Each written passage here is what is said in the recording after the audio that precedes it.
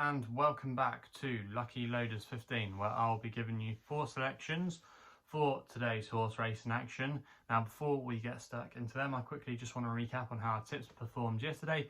In the end, it was a bit of a mixed bag. We did end the day with a winner with Pinball Wizard, so that was a good result for us there. However, our other 3 tips were slightly disappointing. My Nat Perotto just got going too late, and I just don't think he was good enough to win on the day, so that's the last time I'm going to be sticking with him for a while. Also as well, our other selection, Durasso in the Kerry National, he travelled well for a long way, and I thought he was going to at least make the extra places, but then at a crucial part of the race he did make a bad jump, and that just really cost his momentum, so that was a little bit annoying there. And then also as well, Dandelight at Redcar, again, he was handy, but then, he just faded very tamely in the closing stages and was very disappointing. So overall, a mixed day yesterday, but fingers crossed we can do a lot better today. And like I said, I've got 4 selections, and we're going to be going to Newmarket for the first one of them, where it's the first day of the 3-day Cambridge meeting there. And we're going to go in the 135 Newmarket, the nursery here, for an extra tip. Now I'm going to go here with Choirmaster for Will Buick and Mark Johnston, currently available at time recording at 7 to 2. Going to recommend a 1-point win bet here. Now I have to say I've been very impressed by Choirmaster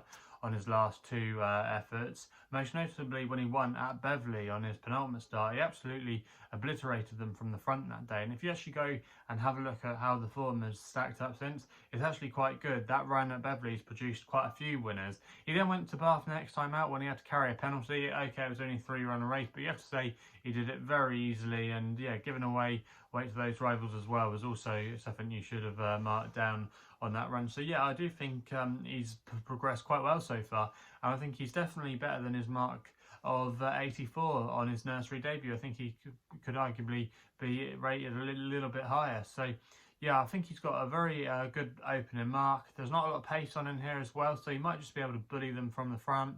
Mark Johnston's as well, he'll know the pedigree quite well of this horse, actually, because he's trained a few of the horse's siblings. I think he might have trained the mother possibly, but he's trained a few relations to this horse, so he knows the family quite well, and this horse is actually bred to get further in time. So yeah, if he does go to the front today, Will Buick, which I expect he'll do, and he does slow the fractions down and get into a comfortable rhythm, and yeah, set the fractions at its own speed.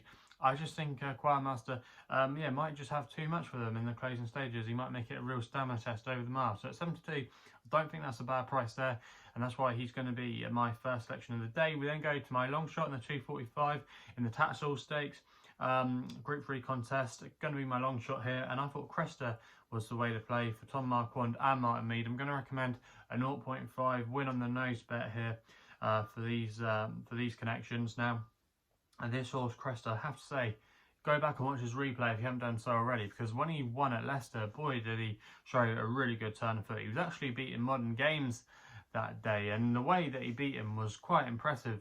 I thought he showed a lot more ability, in my opinion, than Modern Games. Modern Games has actually subsequently gone on and won some races. That I think he won at Doncaster last time we saw him, beating a couple of those rivals that Choirmaster is going to be taking on in the nursery, and it's actually Modern News, I think, the name of the horse. I'm saying he should have beaten, but so yeah, Cresta beat him out of sight that day, I thought, quite cosily, and I think there's a lot more to come from Cresta, and it's interesting that they've kept him for these kind of races. He actually has some Group 1 entries as well. He's entered in the Dewhurst, and also as well he's entered in the Verton Futurity Stakes at Doncaster, so they obviously think quite highly of him.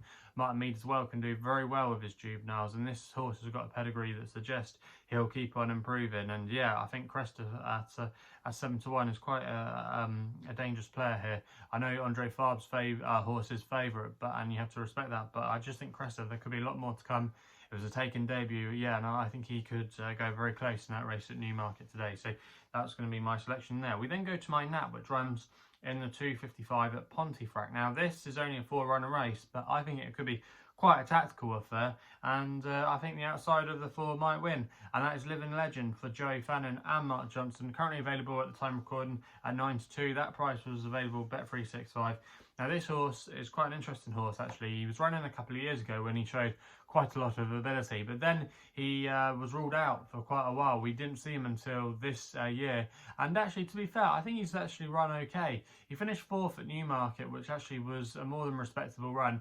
And then he finished a good 2nd at Haydock. Last time he blew out Doncaster when he was making the run-in. But that's not normally a track you want to be making the run-in on. It's normally very hard to keep the pace up there. But yeah, I think in this race today, I think he might just be able to go to the front and dictate things. Joe Fannin is a master at dictating things from the front, and we often see it at Pontefract horses that often get to the front and control their own section. You'll normally stay there come the end of the end of the race. So yeah, I do think he's got a good chance in this race. He does have to give away to a few others, but they've got to prove themselves. And I think going down in trip to the 10 furlongs rather than the 1.5 miles that he's been competing at should be no problem at all. It means we know he's got stamina for further, and he should be staying on again and rallying in the closing stages.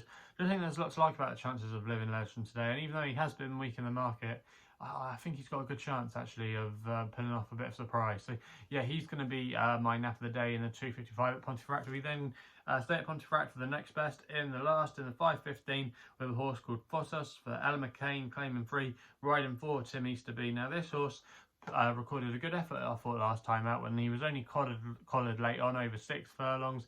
I was ridden aggressively that day by Ella McCain, and like I say, just got headed in the closing stages, but going to be dropping back to 5 furlongs today, which should be absolutely fine. Has won over the distance in the past before, so shouldn't be a problem. And also as well, it's going to be a slightly easier race today. That was Class 5 company at Pontefract, dropping into Class 6, so against some lesser rivals. And I just think Fossos might be able to dictate the race from the front again if Ella McCain can get him into a good position. I think he's got a really good chance.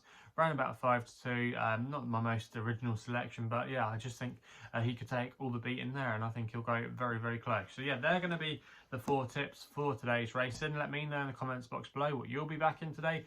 Also as well, if you're still enjoying these videos, remember to hit that thumbs up button and subscribe here to my YouTube channel at LuckyLoaders15.